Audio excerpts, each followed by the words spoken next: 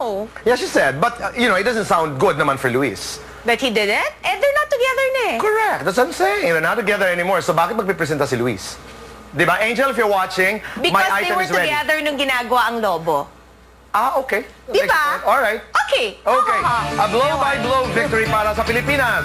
World Boxing Superstar Manny Pacquiao, pinagdiriwang ng bayan ang pagkapanalo kahapon sa mainitang boxing match laban kay Miguel Cotto ng Puerto Rico. Congratulations, Manny. Now na.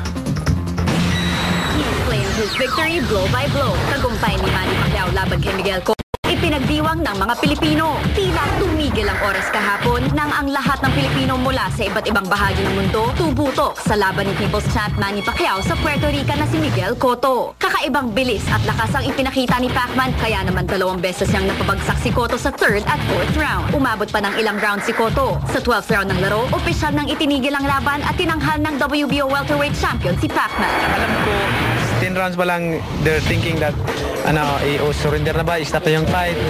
In 11 rounds, talagang hindi ko akala ko i-stop na, pero bilib pa tapang ni Cotto. Muli na namang naiukit sa kasaysayan ng boxing si Manny nang siya ang kauna-unahang boksingero na nakapanalo ng 7 world titles sa 7 magkakaibang weight division. Ibinigay rin kay Pacman ang pinakaunang WBC Diamond Belt na ibinibigay lamang sa mga high-profile catchweight fights. Sa naging tagumpay na ito ni Pacman, muling nagkaisa ang loob ng mga Pilipino na ipagdiwang ang pagkapanalo ng ating kababayan at ang kanyang mga mahal sa buhay. Puno ng pagmamahal at pagmamalaki kay Manny. I'm very proud of him.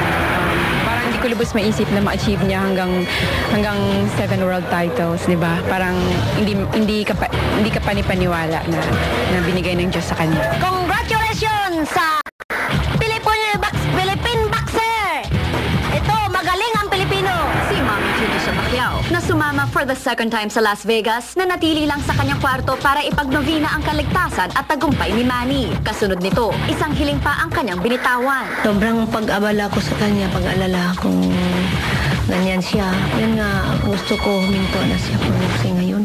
So, I'm very proud to be the mother of my son, Manny. At kahit very fresh pa sa kanyang tagumpay, hindi pa rin naman kanilimutan ni Manny ang kanyang passion for music. Pagbalik niya sa locker room, isang birit agad ang kanyang pinakawalan.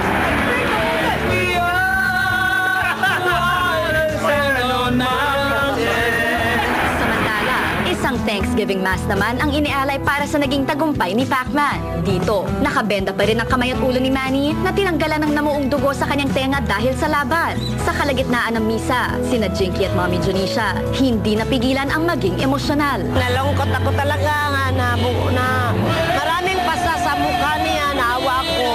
Pero sa kabila nito, si Pacman, buong pusong inialay ang kanyang tagumpay sa kanyang mga taga-suporta at mga kababayan. Inaalay ko sa mahal na Panginoon at sa lahat ng mga kababayan nating medyo nawala ng pag-asa sa sarili, sa kanilang mga buhay, at sa lahat ng mga kababayan natin laging walang sawang sumusuporta, at sa lahat ng mga boxing fans, inaalay ko lagi sa kanila yung laban ko.